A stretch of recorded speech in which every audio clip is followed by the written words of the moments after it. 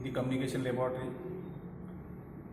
I am Professor Sachin Chauhan, working in electronics department, and also in this semester I am teaching the course which is the data communication and technique. So in this course we have completed the first practical session, which is based on amplitude modulation, and in this particular video I will demonstrate you the frequency modulation practical, and also we will observe the effect of modulating signal on the carrier signal. And after doing this practical and this experimentation, you are able to calculate the modulation index of FM wave, which is a frequency modulated wave. As far as this FM is concerned, we have seen the how this FM is generated by using the modulating signal. Means that this frequency modulated signal is the frequency of the carrier is varied in accordance with the instantaneous value of the modulating signal, and so that we can produce the FM signal. So for producing the FM signal, we have this kit, and on this kit for generating this FM signal we require two signals. First signal is my modulating signal, that is a message signal, and second we require is the high frequency carrier signal. So in this particular kit we have the inbuilt carrier signal, and also we have the inbuilt modulating signals. So there is a fixed carrier signal in this. So you can see this carrier signal is 10 kilohertz to 20 kilohertz, and from here we have the modulating signal which is given to this frequency modulator, and this frequency modulation is generated by using this IC which is inbuilt in this kit. So there are various types of frequency modulators. So using varactor diode or other kinds of VCO, we have a voltage control oscillator to generate the FM signal. So but here this XR2206 based modulator is based on the voltage control oscillator which will generate the frequency modulation. Now in this on this DSO you can observe carefully, this frequency modulated is generated. As we have discussed in the theory class, the first to calculate the modulation index we have to calculate the frequency deviation. So to calculate the frequency deviation, that frequency deviation means what?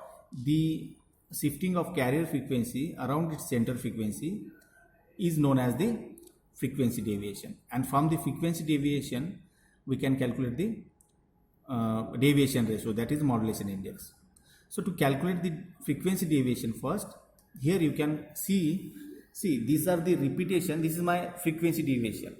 Okay, frequency deviation means shifting of carrier frequency above and below the frequency or its center frequency. Let's see, these are the repetitions of the cycles of my FM modulated wave. So inner cycle is my FM, and also there are the repetition of cycle which is denoted by this capital M, small m. So the deviation means shifting of this frequency from above and below of this center frequency FC. So from this equation we can calculate the frequency deviation, and then we will calculate the deviation ratio, that is the modulation index. So to calculate the frequency deviation on this DSO, we use the formula like this FM, this repetition of cycle FM minus this FM divided by 2. So we will get the average of this. So this is FM minus FM. So that is my frequency deviation, and from the frequency deviation we can calculate the deviation ratio, and we know that how to calculate the deviation ratio. So modulation index or deviation ratio is equal to FD by FM, that is the deviation of the frequency divided by the frequency of the modulating signal. So that is the latter part. So now you can observe carefully, same principle we can use here to calculate the frequency deviation. So here, so it is running now, right? So in this run mode we cannot able to see this deviation, this shifting. You can see my finger, so it is shifting like this, right? So this shifting we cannot easily find the cycles or these repetitions in the run mode. So for that we have to stop this, or we can directly measure this time period of this repetition of the cycles. Let's say 5 cycles will repeat.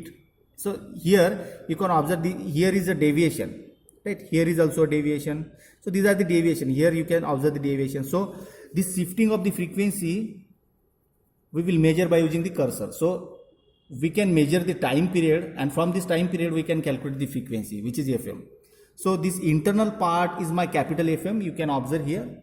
So we will measure this FM, and then FM minus FM divided by 2 is my frequency deviation. So here I will take the cursor and I will show you how to measure this, right? So first of all, take the cursor. So this is my cursor. So let's say this deviation is, let's say, for 5 cycles. So we will measure the internal part of here. The deviation is occurring or happening. So the internal deviation or internal part or inside of this is my FM. So I am measuring the FM, and my FM is like 432 microseconds. So this is my delta X. So let's say start from here. So here my deviation is happening, right? So I fixed this first cursor, and then I will move towards inside of this deviation. So from here to here 5 cycles, maybe 5 cycles are there. I will show you by stopping this. So maybe if there are 5 cycles are there, so the internal from these for the 5 cycles repetition may be 368 microseconds. So you can note down this. It is a 368 microsecond. So it is a 368 microsecond from this to this. Now this is my FM, capital F, capital M. I am again pronouncing capital F and capital M. So this is this. Now outside of this is my capital F and small m. So this is 440 microsecond. Okay. So these are the two values. The previous one is my 378 or 376, and this is my 408, right? And the difference is 2.4 kilohertz, right? So here we can observe directly 1 by delta X is 2.45, directly given. So this is my frequency deviation, which is 2.45. Okay. So I will stop here. I will show you, right? So these are the changes. Let's say this is my internal part, which is FM 288 microsecond, which is starting from, let's say it is start from here, and this is my internal part, which is FM 244 microsecond, and the outer part is 280 microsecond.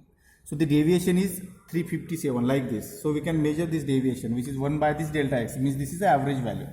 So this is my frequency deviation. By observing this frequency deviation, let's take this example as the frequency deviation is 3.5 kilohertz. So my modulation index is m is equal to 3.5 kilohertz divided by modulating frequency. So we will measure the modulating frequency because we require the frequency of this input signal which is applied to this modulator. So let's measure this. Okay. So we will measure. Where is off button?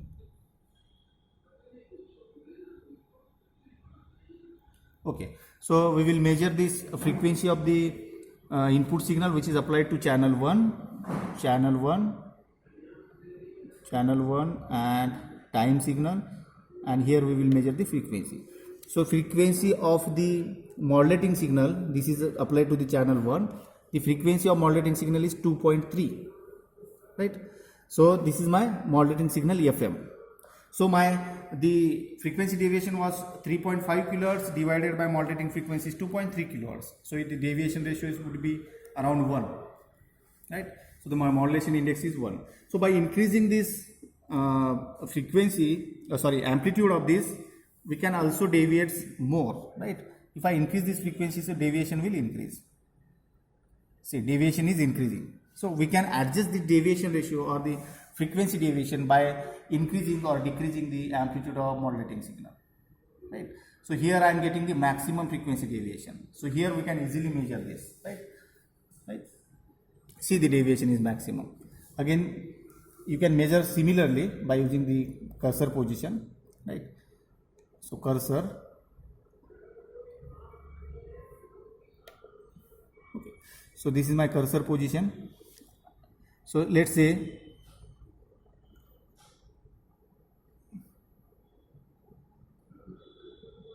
my internal part is like 88 microsecond and the outer part is 48 microsecond in that deviation, right? Don't take this. So the internal part is like 64,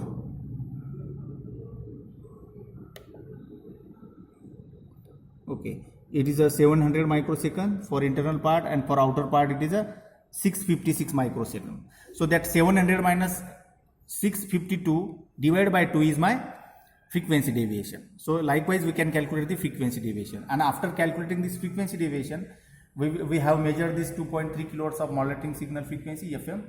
So this 700 minus 652 microsecond divided by 2 is my frequency deviation, and from this frequency deviation value we will calculate the modulation index, which is this value, calculated value divided by frequency of the modulating signal, which is 2.3. So in this way we will calculate the modulation index for the frequency modulated wave. And here we have seen in this practical we have generated the FM modulated wave, frequency modulated wave from this kit, and also we have seen how to calculate the modulation index. Also we have seen the output of the frequency deviation or the FM modulator. So here is the frequency deviation of here we have seen the how to calculate the frequency deviation and the deviation ratio of the practical number second, which is FM, right? So here we conclude this practical session. So you just watch this video, and I will post this video on the Google Classroom. So thank you for watching.